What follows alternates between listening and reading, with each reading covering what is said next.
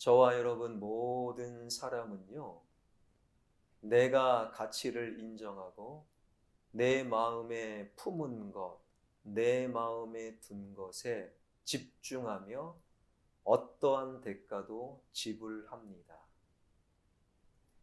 그래서 성경은 내 마음 속에 보물을 따라 우리가 살아간다라고 말씀하고 있지요.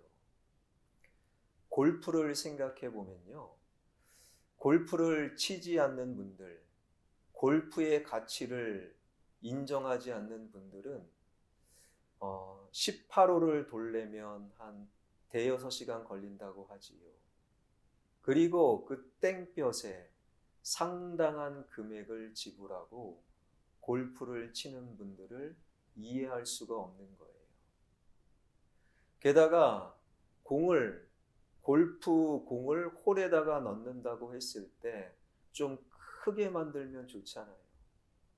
요만하게 만들어서 그것을 넣으려고 애쓰고 넣고 나니 너무 좋아 기뻐하는 그 모습이 사실은 때로는 이해가 안 되는 경우가 있는 것이지요.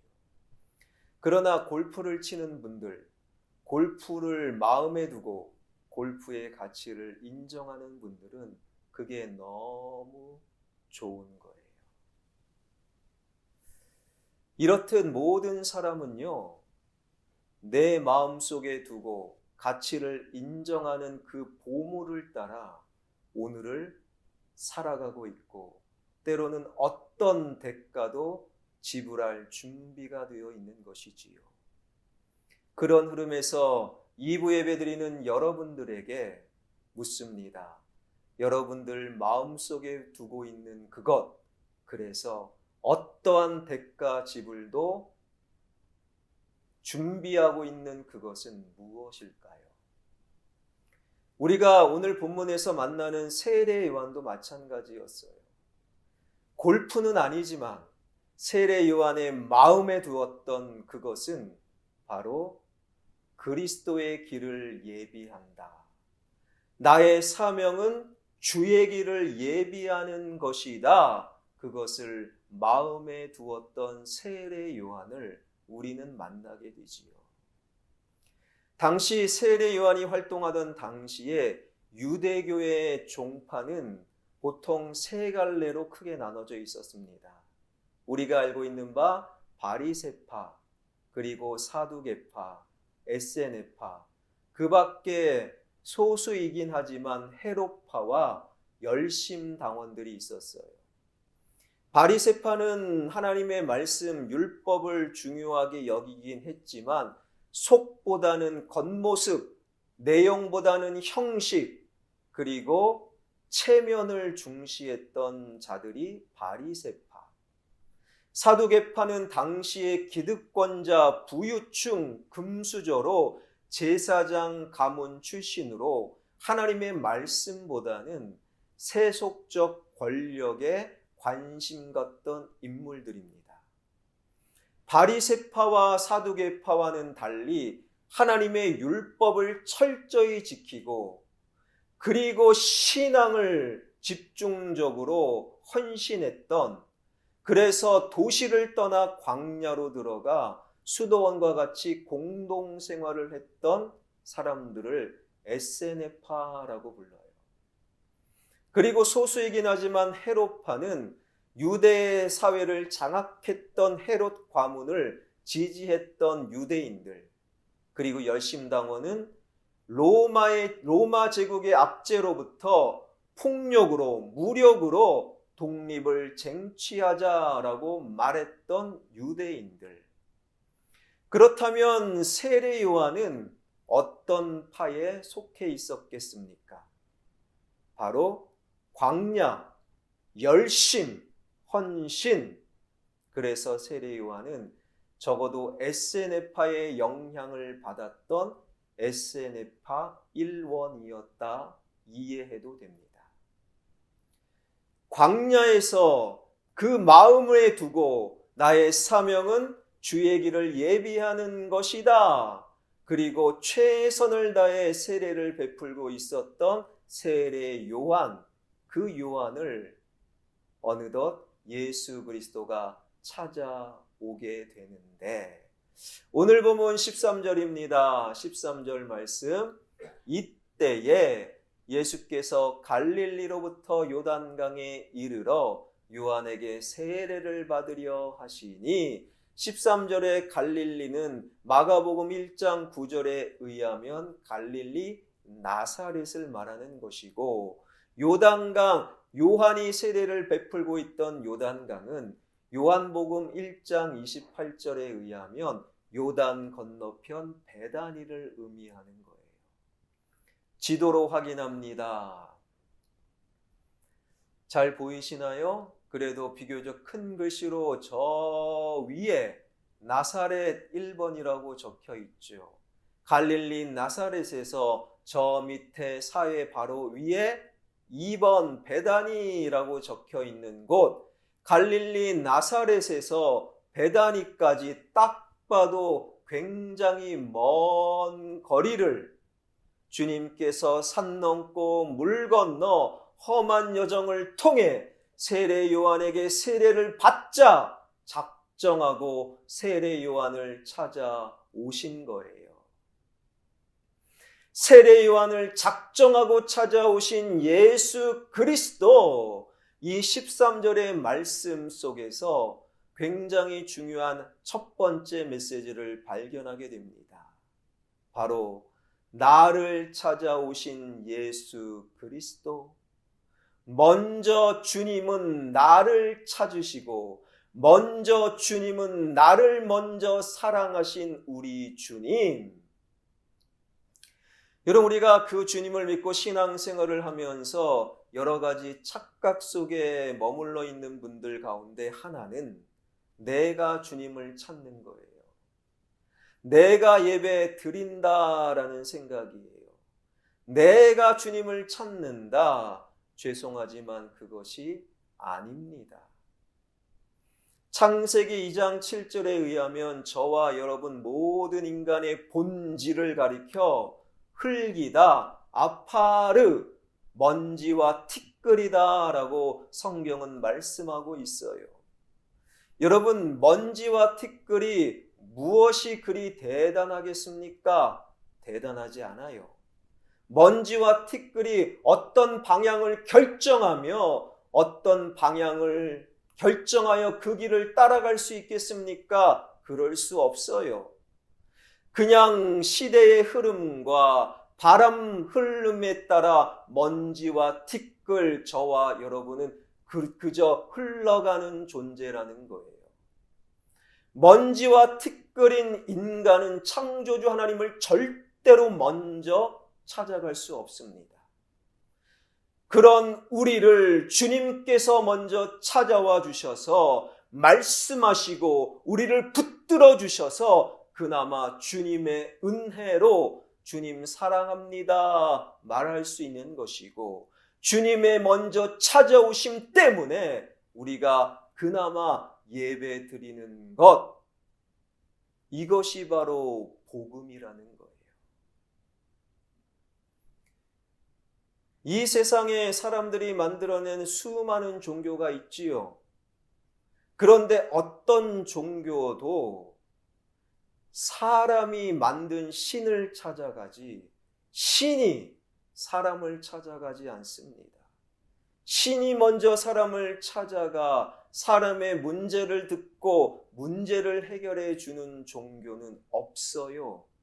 그러나 기독교의 하나님만이 먼저 찾아와 우리를 아시고 우리에게 말씀하시고 우리의 문제를 깊이 이해하시는 먼저 찾아오시는 주님. 여러분, 그래서 기독교는요, 종교가 아니에요. 기독교는 생명이요, 진리라고 부르는 것이지요. 이러한 이야기가 있습니다. 한 사람이 물에 빠져 급류에 휩쓸려 떠내려가고 있어요. 가만히 내버려 두면 그 사람 그냥 죽는 겁니다. 그 모습을 네 사람이 지켜보고 있는 거예요. 먼저 한 사람, 공자가 말합니다. 아니 수영도 못하는 것이 왜 물에 들어갔어? 책망을 하는 공자. 두 번째 사람 석가가 말합니다. 눈 감고 가만히 생각해요. 그러면 스스로 나올 길, 나올 도, 빠져나올 길을 찾을 겁니다. 그러고 있는 거예요. 세 번째 사람 마호메트가 인샬라 알라의 뜻대로 중얼거리며 앉아있는 그 가운데 세 사람을 뚫고 한 분이 뛰쳐들어가 흘러가는 그 사람을 붙들고 끄집어 살려내셨는데 바로 그분이 누구겠습니까? 바로 예수님이었다라는 이야기예요. 우리를 먼저 찾아오신 주님, 이것이 바로 예수님의 세례 받으심 속에서 첫 번째 마음속에 새겨야 될 진리라는 거예요. 예수님이 그 먼 거리를 작정하시고 찾아오셔서 그토록 받고자 했던 세례 요한의 세례는 과연 어떤 세례였는가? 오늘 본문을 넘어서서 마태복음 3장 11절은 이렇게 소개하고 있습니다. 나는 너희로 회개하게 하기 위하여 물로 세례를 베풀거니와 세례 요한의 세례는 물 세례였구나. 내 뒤에 오시는 예수 그리스도는 나보다 능력이 많으시니 나는 그의 신을 들기도 감당하지 못하겠노라. 예수 그리스도 그는 성령과 불로 너희에게 세례를 베푸실 것이요. 세례 요한의 세례는 무엇입니까? 죄 용서 그리고 죄인의 삶을 바꾸는 회개를 위한 물 세례였다라는 거예요. 그러나 예수 그리스도의 세례는 성령과 불의 세례, 성령 세례는 구원의 세례, 불 세례는 심판을 말하는 거예요.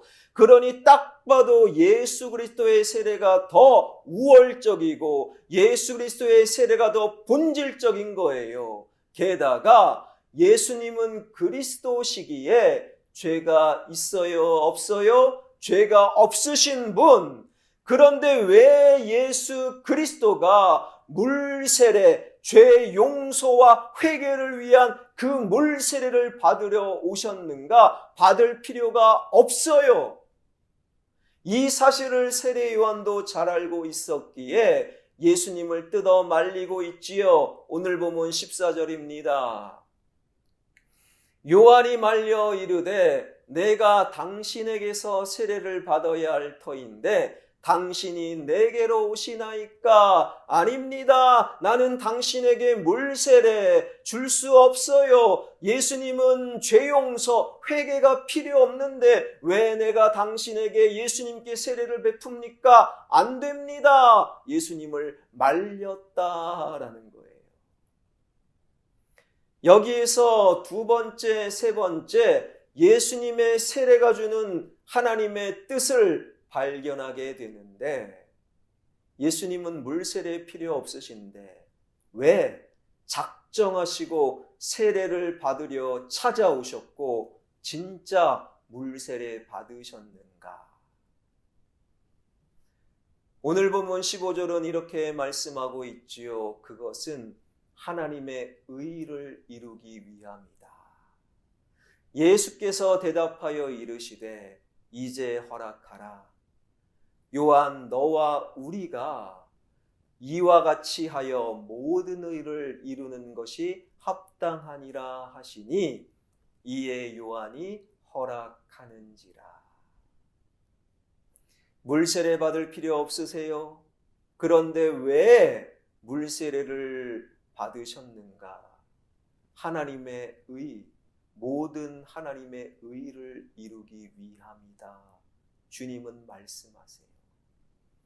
여기서 의라는 헬라어 단어는 그런 의미로 해석할 수 있어요.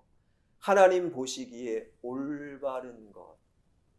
그러니까 내가 보기에 맞다, 내가 보기에 정답이다, 그것이 아니라 하나님 보시기에 올바른 것, 그것을 이루시기 위하여 예수님께서 세례 받으셨다라는 거예요. 그러니까 하나님 보시기에 죄악으로 관영한 점점 하나님을 멀리하는 세상의 악, 세상의 죄, 노아 시대처럼 싹 쓸어버릴 수는 없고 오히려 독생자 성자 하나님을 보내주셔서 온 세상의 죄의 문제를 해결해 주셨잖아요. 그래서 그 하나님의 올바른 의를 이루기 위해 성자 하나님께서 인간의 몸으로 이 땅에 오셨어요. 그리고 뒷짐지고 애헴한 것이 아니라 이제는 하나님이 정하신 그때에 죄 용서와 회개의 세례가 필요한 인간과 똑같이 물 세례를 받으심으로 인간과 똑같이 다시 한번 되셔서 인간의 죄를 위하여 십자가의 역사를 만들어내시기 위함, 이것이 하나님 보시기에 올바른 것이었다라는 거예요. 이러한 예수님의 세례의 의미를 정확히 간파한 사도 바울은 이렇게 고백하고 있지요. 로마서 6장 4절 새 번역으로 봅니다. 그러므로 우리는 세례를 통하여 그의 죽으심과 연합함으로써 그와 함께 묻혔던 것입니다. 그것은 그리스도께서 아버지의 영광으로 말미암아 죽은 사람들 가운데서 살아나신 것과 같이 우리도 또한 새 생명 안에서 살아가기 위함입니다.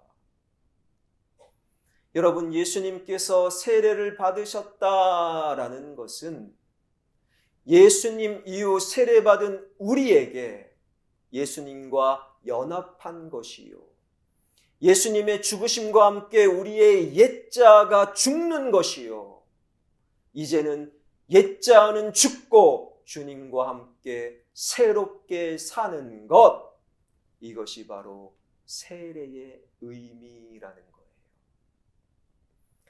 그래서 세례받은 우리는 옛자가 죽었습니다.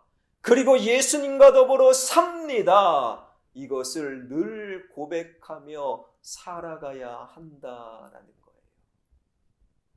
여러분, 세례는 바리새파가 주장했던 형식과 그리고 겉모습이 절대 아닙니다. 오늘날 총회에게 보고하기 위해서 베푸는 형식이 절대 아니라는 거예요. 예수님의 세례받으심으로 말미암아 그 이후 세례교인들은 주님과 함께 죽고 주님과 함께 사는 것, 이것을 놓치지 않고 오늘을 살아가는 거예요. 세례받은 여러분은 진정으로 세례 받으셨습니까? 아니면 세례만 받으셨습니까?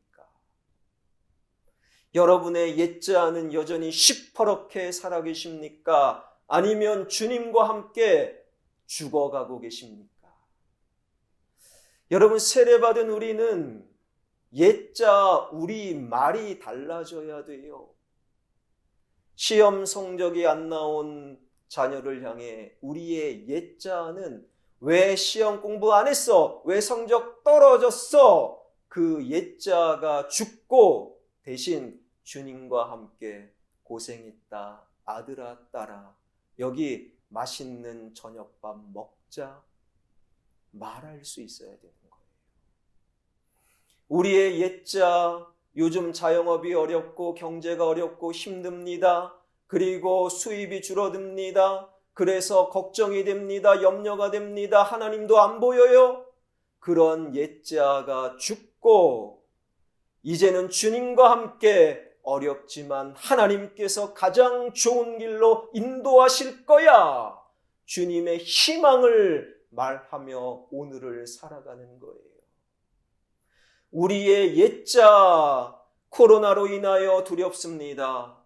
우크라이나를 침공한 러시아처럼 똑같이 북한이 침공하면 어떨까? 두려운 거예요. 그 두려움의 옛자는 죽고 두려움 대신 기도가 시작되는 것, 이것이 바로 예수님의 세례받음을 알고 오늘을 살아가는 저와 여러분, 우리의 삶의 모습이라는 거예요.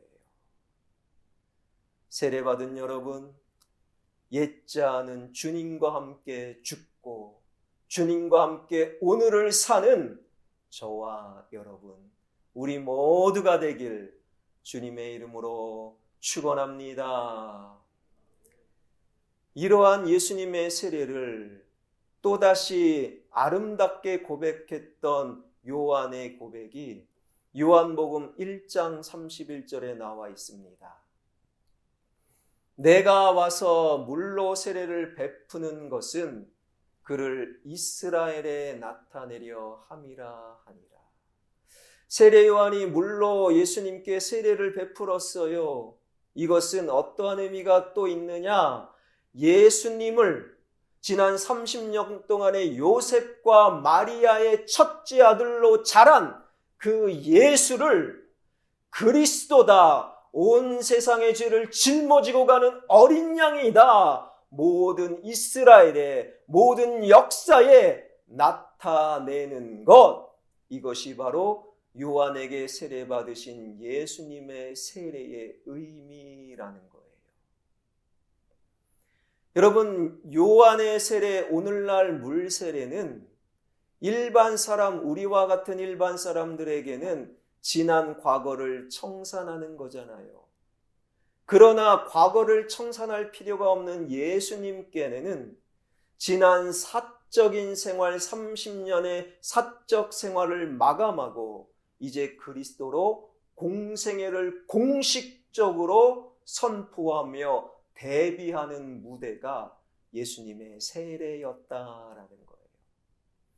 그래서 예수님의 세례 받으신 이후 오늘 보면 16절 17절에 보니 하늘문이 열리죠. 성령님이 임재하십니다. 하늘문이 열리고 하나님의 음성이 공식적으로 선포되어지는데 그 음성이 무엇입니까? 지금 요한에게 세례받은 이 예수는 내 사랑하는 아들 그리스도요, 내가 그를 기뻐한다. 공식적으로 대비하는 거예요. 공식적으로 선포하는 것입니다. 나는 예수 그리스도다. 이것이 바로 예수님의 세례받음의 의미. 그러니 예수님의 세례받음 이후 세례받은 우리는 나는 예수 믿는 사람이다. 나는 적어도 예수 믿는 세례받은 교인이다. 그것을 삶의 현장에서 나타내고 드러내야 한다라는 거예요. 예수님 당시 세례받는 것은 오늘처럼 그렇게 쉬운 일이 아니었어요. 예수님 믿고 세례받은 세례교인들은 공식적으로 나는 세례받았음을 공식적으로 드러내는 거였어요. 그러다 보니 유대교에서 출교당합니다. 굉장히 경직된 사회, 유대 사회에서 세례받고 유대교에서 출교당하면 제대로 살 수 없어요. 제대로 공부하기도 어렵고 시집장가 가기도 어렵고 사업하기도 어렵고 직장 다니기도 어렵고 고위공직자 높은 자리 승진하기도 어려운 것, 이것이 바로 예수님 당시 세례의 의미입니다. 게다가 유대 사회에서 성찬의 의미를 몰랐던 그들은 세례 교인들을 엄청 오해했어요. 어떤 오해냐? 그리스도인들은 세례받고 지들끼리 모여 예수의 피다 마셔라, 예수의 몸이다 먹어라, 예수라는 사람의 피를 먹고 살을 마시고 먹는다 오해했어요. 게다가 로마 제국 입장에서 세례 받은 사람들은 요주의 인물, 일명 지명 수배자가 되는 거예요. 로마 황제만이 신이고 로마 황제만이 퀴리오스 주인인데 세례받은 사람들은 예수라는 사람이 신이요, 예수 그리스도가 주인이다라고 고백하니 로마 제국 입장에서는 지명 수배자, 블랙리스트가 되는 거예요. 유대 사회에서 고립됩니다. 오해를 받습니다. 제국의 블랙리스트가 됩니다. 그것을 감수하고 나는 예수로 죽고 이제부터 예수로 삽니다. 그 세례받음을 삶의 현장에서 드러내는 것, 이것이 바로 예수님의 세례가 오늘날 우리에게 주는 세례의 무거움이라는 거예요. 여러분은 세례받음으로 주변 사람들에게 예수로 살고 예수로 죽었습니다. 얼마나 드러내고 계십니까? 예수 알지 못하는 그 사람이 당신을 통해 얼마나 예수 그리스도를 헤아리고 계십니까? 우리는 그 질문 앞에 기도하고 그리고 답할 수 있어야 한다라는 거예요.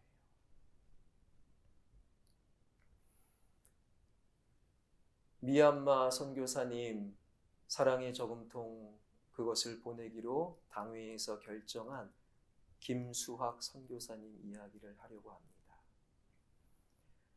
지금 우크라이나에서 설마 했는데 전쟁이 났죠. 이상하게 푸틴이 굉장히 밉더라고요. 여러분, 사람이 전쟁을 일으켜 사람의 생명을 빼앗을 권리는 없어요. 하나님을 믿지 않는 자가 많아질수록, 하나님을 믿지 않는 자들이 높아질수록 말도 안 되는 일들이 지금 벌어집니다. 우리는 지난 1년 전에 미얀마 사태를 기억하죠. 요즘은 뉴스에도 안 나옵니다. 그런데 미얀마도 우크라이나만큼 어쩌면 더 힘들고 있다라는 거예요. 작년 이맘때 1년 넘게 군부가 쿠데타를 일으켰고 지금 1년 넘게 군부와 그리고 미얀마 국민들이 서로 총을 쏘고 미사일을 쏘고 전쟁, 미얀마는 지금 내전 중이라는 거예요. 그 정도 되면 선교사님이라고 하지만 다 그 땅을 떠납니다. 그리고 일단 안전한 곳으로 대피하지요. 지금 우크라이나 거의 모든 선교사님들이 다 대피하셨고 1년 넘게 내전을 지금 진행 중인 미얀마 선교사님들도 거의 다 그 땅을 떠났다고 합니다. 그런데 그 땅에서 여전히 교회를 지키고 복음을 전하는 선교사님이 김수학 선교사님이에요. 원래 그분은 저하고 일면식도 없는데 얼마 전에 페이스북을 통해 이제 알게 되었어요.